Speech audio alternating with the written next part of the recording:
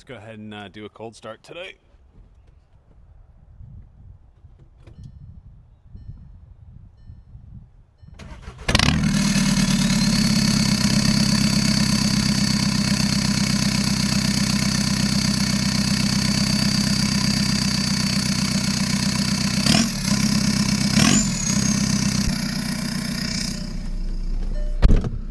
All right, so we got some errands to do today. Gonna go pick up some chicken feed and some ground beef from a organic farm.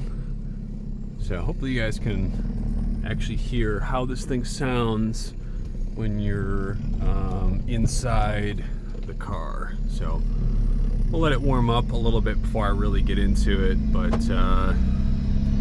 yeah, this thing's been crazy.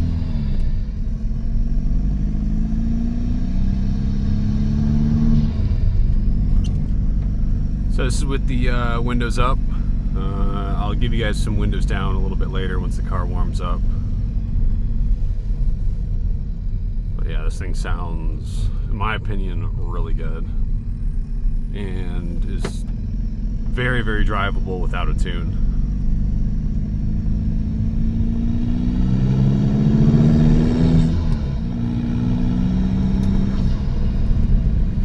Yeah, that sounds cool. So eventually I will be doing a stage 3, so I'm just waiting on a few more components to arrive before doing that. We're just gonna grab a second and just go.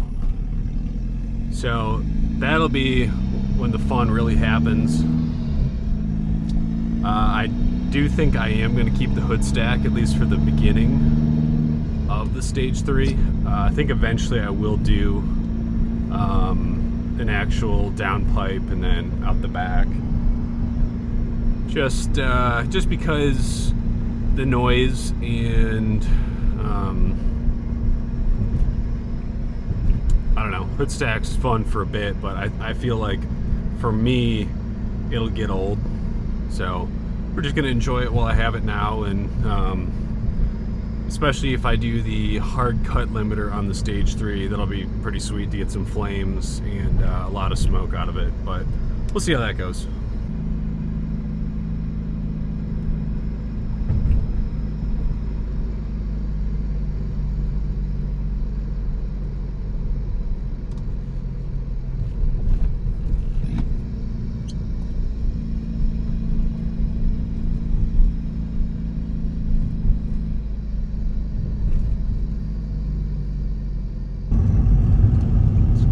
Actually a really pretty drive despite it being overcast, so we're pretty close to the farm. We're getting our stuff.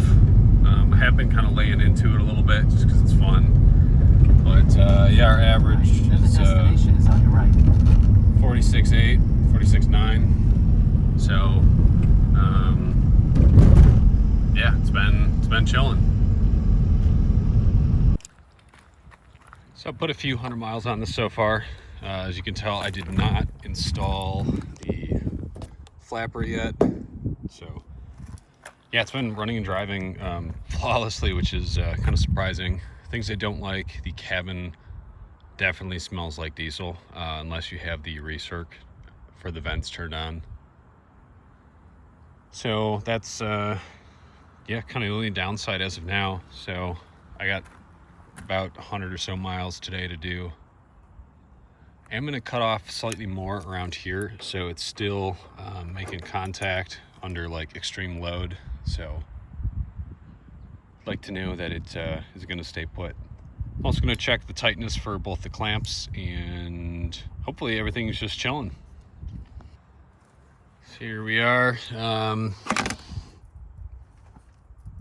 Yeah, my biggest concern is the clamp on the turbo. I had to kind of bend that with a vise to kind of widen it a little bit, but I mean,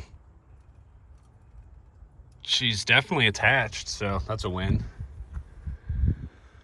Ignore that oil down in there, we'll get that later. So I'm gonna get the Dremel out, I'm gonna cut a little bit more of that, and yeah, let's let her rip today. Back home, car did great. Still, yeah, it's crazy. This thing is super drivable without a tune. Again, your results may vary. I don't know how exactly this would perform if you had the DSG, but on the manual it seems to just eat it up. Alright guys, so it's been about a week. Put a bunch of miles on this thing, a few hundred, a few car washes, and a few rains with the hood stack. And yeah, this thing is driving amazing. I know I've been stuck in a bunch of traffic today, stop and go, but yeah, 45.4 average for the day is kind of crazy. Especially I do like to get into it because it makes good sounds and it'll throw some smoke. So overall, yeah, to answer the question, it's gonna go spraying stuff right in there. But yeah, you can, I guess in the manual CJAA vehicles, you can just cut out all the emissions equipment, disconnect all the sensors, and yeah, it'll run and drive just fine. It's been over a week with the hood stack with no tune. The hood stack definitely has its own list of pros and cons. Your car will smell like diesel no matter what you do. That's getting pretty old, but at the same time, it does make fantastic noise, and you can even get some smoke out of there. But for, you know, how cheap of a delete this is, less than $100, yeah, you know, give and take. But without the tune, the car's actually driving just how it would with the factory emissions equipment. I do think it is getting better mileage. I know I've been into the gas a little bit more than, you know, just because it sounds nice, then yeah, you just kind of can't not. So I did crack over 560 miles to a tank, which is pretty solid. I am going to do the full delete all the way back.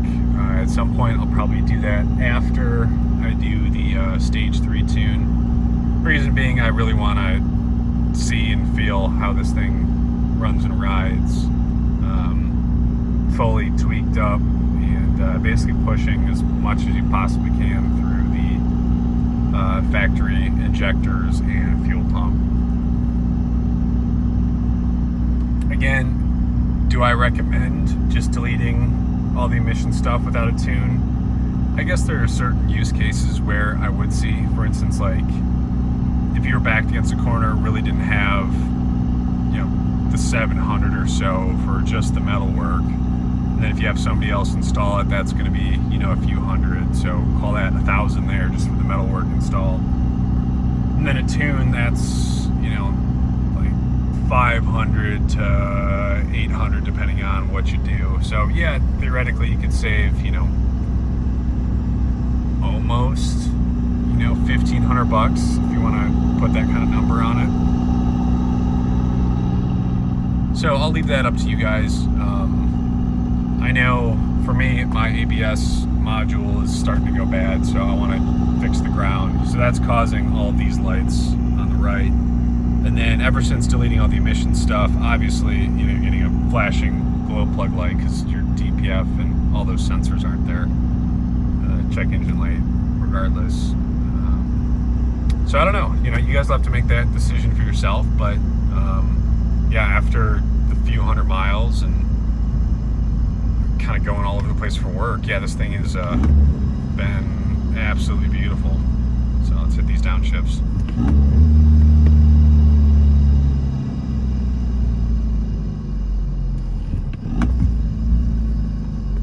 So I don't know, I'll leave that up to you guys. Anyways, thanks for tuning in, and get ready for the stage 3 spicy tune.